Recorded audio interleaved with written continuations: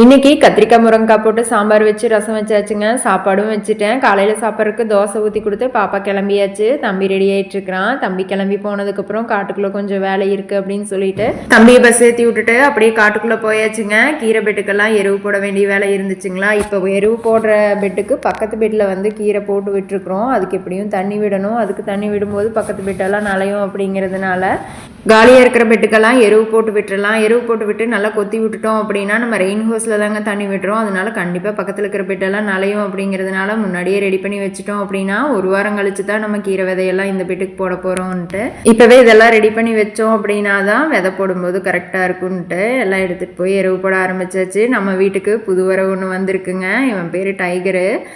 வந்து கொஞ்ச நாள் தான் ஆச்சு. எந்நேரம் நம்ம கூடவே தான் சுற்றிட்டு இருக்கிறான். ரோசி ஒரு பக்கம், டைகர் ஒரு பக்கம்னு கூடவே தான் சுற்றிட்டு இருக்கிறானுங்க. இவங்க புதுசாக வந்துட்டு இருக்கிறாங்கன்னு சொல்லிட்டு நம்ம தேங்காய்க்கு வேற செம்ம கோவத்தில் இருக்கிறாங்க. அப்பப்போ இவங்க கூட சண்டைக்கும் வந்துட்டு தான் இருக்கிறான். தென்னை மரத்துக்குள்ளெல்லாம் க்ளீன் பண்ணி விட்டுறலாம் அப்படின்னு சொல்லிட்டு அந்த செடிங்களெல்லாம் பிடுங்கி போட்டிருந்தேங்க. அதை எப்படியே கொண்டு போய் ஆடுகளுக்கெல்லாம் போட்டுடலான்னு சொல்லிட்டு கொண்டு போயிட்டேன். மாடெல்லாம் காட்டுக்குள்ளே கொண்டு போய் கட்டியாச்சு. ஆடுகள்லாம் கொண்டு போகலைங்க, இங்கேயே தான் கட்டி போட்டிருக்கிறோம். ஆடுகளுக்கு மேவு கொண்டு வந்து போட்டுக்கலாம் அப்படின்ட்டு இங்கேயே கட்டி வச்சாச்சு. வேலையும் காட்டுக்குள்ளே இருக்குது. ஆடுகளை பிடிச்சிட்டு போயிட்டு இருந்தோம் அப்படின்னா இன்னும் லேட் ஆயிரும்னு சொல்லிட்டு ஒவ்வொரு ஆட்டுக்கா மேவு போட்டு வர்றதுக்குள்ள எல்லா ஆட்டுக்கும் அவசரங்க. பிடிச்சி இழுத்து கயிறையவே அத்திரமாட்டா இருக்குது. ஒரு வழியாக மேவு போட்டு காட்டுக்குள்ளே வந்தாச்சு. வந்து தண்ணியெல்லாம் திருகி விட்டுட்டேன். தண்ணி வாட்டுக்கு போயிட்டு இருக்குது. சரி தண்ணி பாஞ்சிட்டு இருக்கட்டும், அதுக்கப்புறம் நம்மளும் போய் சாப்பிட்டு ஆடு மாட்டுக்கெல்லாம் தண்ணியை வச்சுட்டு வந்துடலாம் அப்படின்னு சொல்லிட்டு கிளம்பி வந்தாச்சு சாப்பிட்றதுக்கு.